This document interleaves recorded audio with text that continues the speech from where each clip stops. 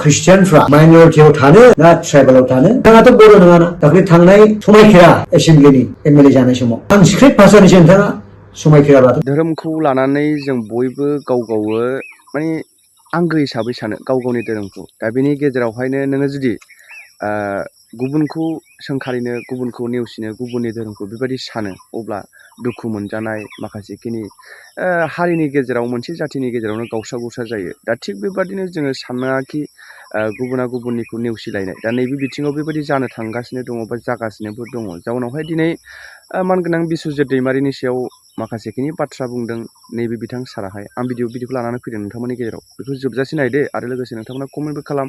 बेनि गेजेराव आं रावखौबो सोंखारिनो बा सोरनिबा फारसेल' जानानै धोरोमनि फारसे जानानै बाथ्रा बुङा। भिडिअखौ नायलांग्रो फैयोब्ला बर' ख्रिस्टियानफ्रा माइनरिटियाव थानो ना ट्राइबेलाव थानो बेखौ डिसाइड खालामनानै बिथाङा बुंदों। Who are you to ask this question? दिनैसिमबो जोंनि बाबा साहेबनि जिनाखि मा होनना बुङो बेखौ संबिजित जोंखौ सोंनो हायाखै बर'आव थानो ना ख्रिस्टियानाव थानो ना हारसायाव थानो ना माहाय थानो दिनैसिमबो जोंनो फ्रिदम होगासिनो दङ मोजां मोननो थाखाय। आरो नोंथाङाथ' बर' नङाना दाख्लै थांनाय समायखिरा एसेम्ब्लिनि एमएलए जानाय समाव संस्कृत भाषानिसो नोंथाङा समायखिरा लादों बर' भाषानि लायाखै। दा बिदिनो 110% सियर जाबाय नोंथाङा बर' नङा। दिनै जोंनि मोनखानाय बिटिसि थांनाय बाराव जेनाखि जोंनि बिदा गेदेर आदा लान्थामोना एग्रिमेन्ट एकर्ड खालामनानै सालायबोगासिनो दं दाबो सालायगासिनो दङ। दिनै बे गासैबो बिटिसियाबो नोंथांनि बादिब्ला जेनेरेल जाहैसिगोन। मानो होनना बुङोब्ला जों ख्रिस्टियानफोरखौहाय माइनरिटि खालामब्ला एसटिआ बेसेबां थाबावगोन? जोंथ' बुंनाय नङा मालाबाबो जोंखौ एसटिआव दोन बा जों एसटिआव थागोन बा माइनरिटियाव थागोन होनना जों बुंनाय नङा। नाम्बार 2 बिथाङा बुंदों ओरैबो लायो बर' ख्रिस्टियानफ्रा।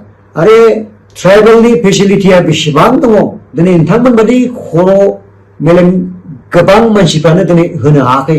दस्राफ्रासो 80% 70% जागासिनो दं जोंनि प्रजेक्टफोरखौ जोंनि थाखा फैसाफोरखौहाय।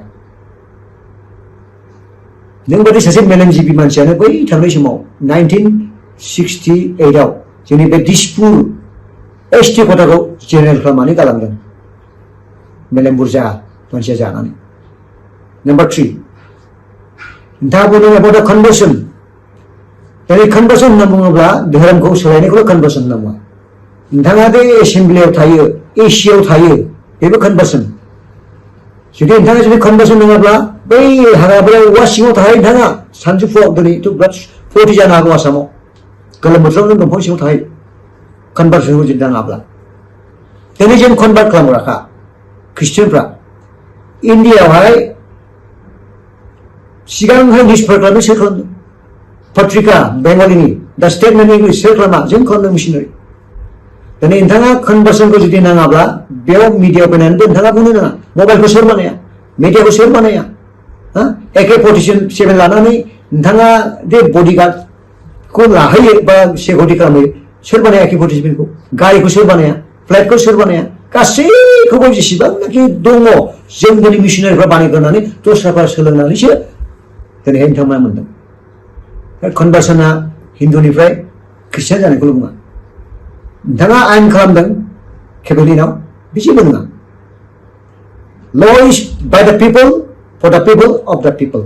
If law is not by the people for the people of the people, if law is making just to deprive any other religious group or underprivileged people, there is no law at all.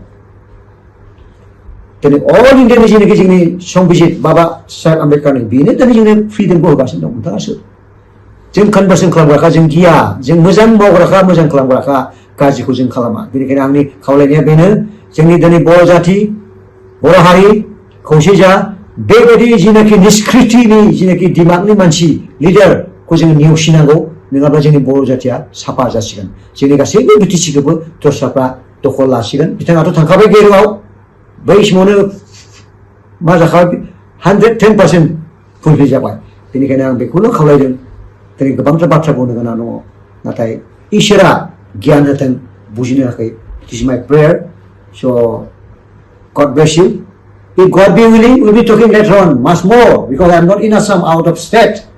Still then I have to speak something and correct to our people to bring in unity and to stay together with love.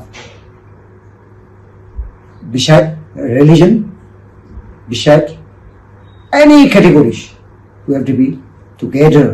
This is what God created us. जों दिनै Christian जानानै जों दिनै गोबांथ' जोङो बर' हारि हाबाखौ जों मावगासिनो दं, जों मावलांगोन।